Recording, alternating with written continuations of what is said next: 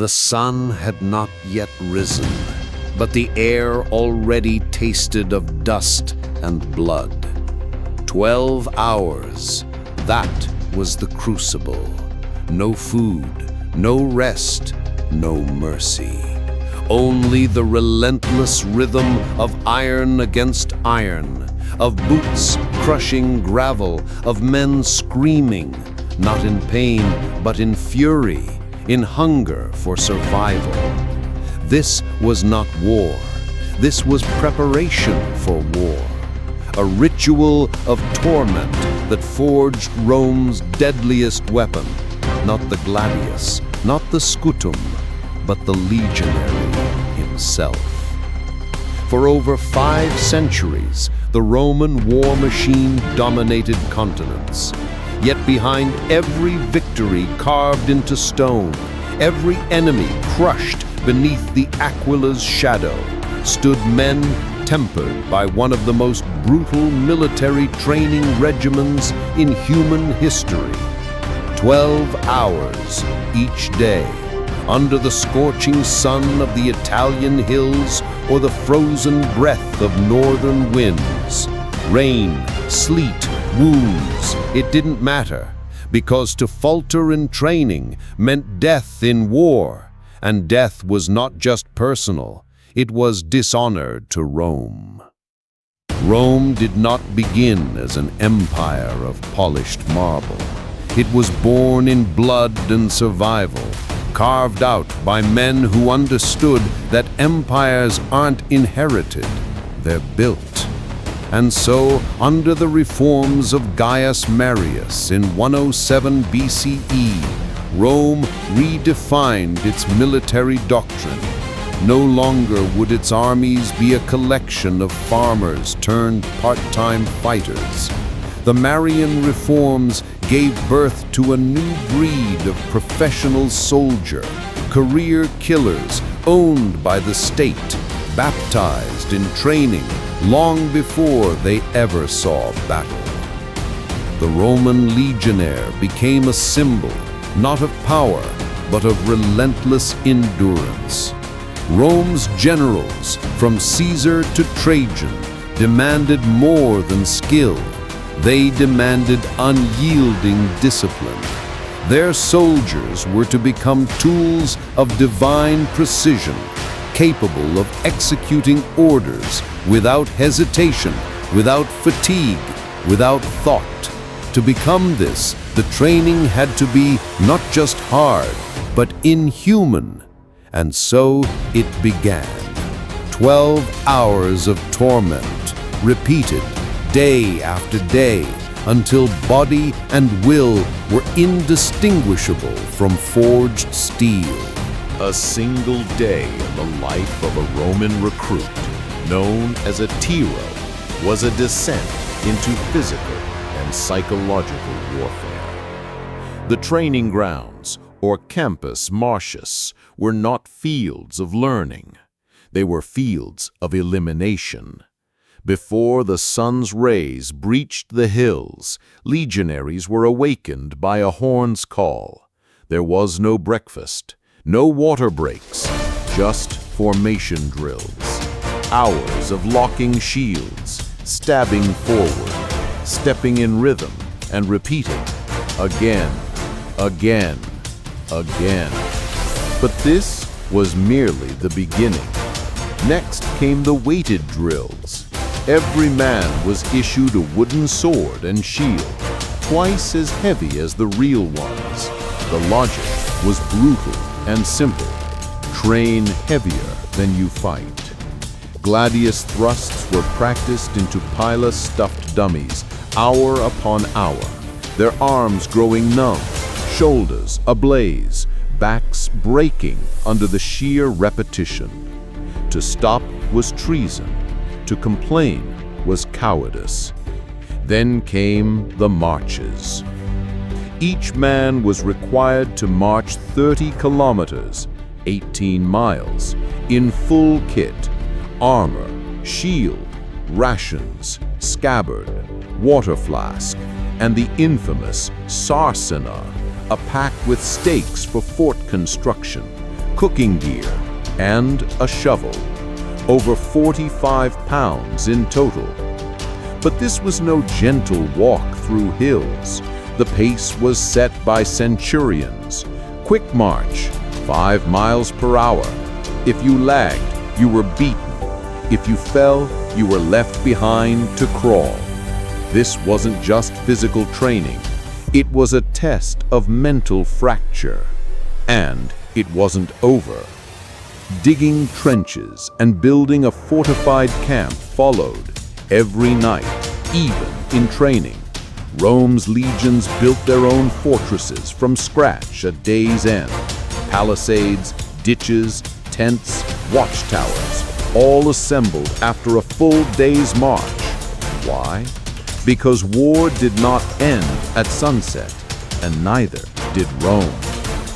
Weapons training was not a lesson. It was a ritualistic violence. The gladius was the legionary's lover, short, sharp, meant to thrust into the gut or under the ribs. Soldiers drilled killing blows on dummies until their wrists bled and knuckles cracked. Then came the pillar, designed to pierce shields and bend on impact so enemies couldn't throw it back. Legionaries practiced volleys by the hundreds. The spear was not just thrown. It was aimed with mathematical accuracy under the pounding orders of centurions, screaming over wind and sweat. After that came the combat circuits, a loop of pain.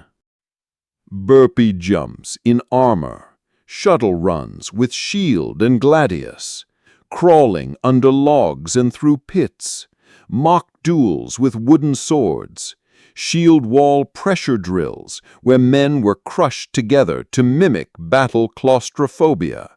These were not drills, they were orchestrated suffering, designed not just to strengthen muscles, but to break weak minds.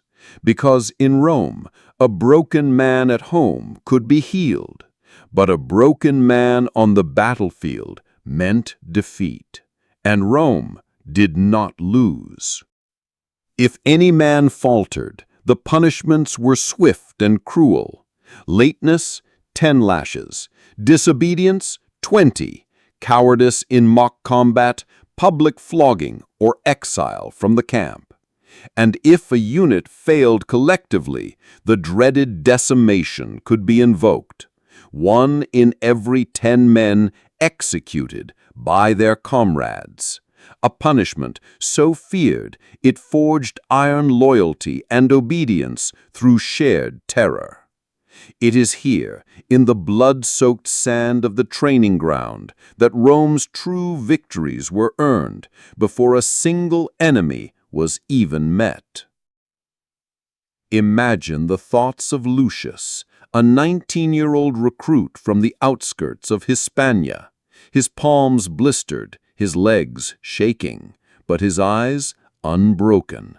Each thrust into the dummy was not just a strike, it was defiance. He thought of his mother, of his poor village, of the promise of gold and land, but more than anything, he thought of glory, of becoming Roman, not by birth, but by suffering. 12 hours in, his body wanted to collapse, but his will was Roman steel. By the end of their training cycle, which could last months, only the hardest remained. Rome didn't want numbers. It wanted weapons made of flesh. These weren't men. They were instruments. Their blisters turned to calluses. Their muscles moved without command. Their minds were void of fear, filled only with commands and camaraderie. They weren't brothers by blood, but by shared agony. A legion was more than an army. It was a family bonded by the flame of shared pain. When these legionaries finally met enemies in the wild chaos of Gaul, Germania, or the deserts of Parthia, their training took over. While tribal warriors screamed and charged, Roman lines held the shield wall. While arrows flew, they locked formation, and when the command came, they advanced in unison, a wall of death, slow and unstoppable. Time and again, enemies were crushed, not by superior numbers, but by soldiers who could march 20 miles, build a fortress, and still fight like gods of war. Rome fell eventually, as all empires do, but the memory of its legions remains immortal. Modern militaries still study the Roman training model: discipline, endurance, camaraderie. It wasn't the armor or the swords, it was the will forged through those 12-hour crucibles that gave Rome its dominance. Even today, echoes of those drills ring in every military academy, every elite fighting force. The Romans understood something timeless. A soldier isn't born in battle, he's made in suffering.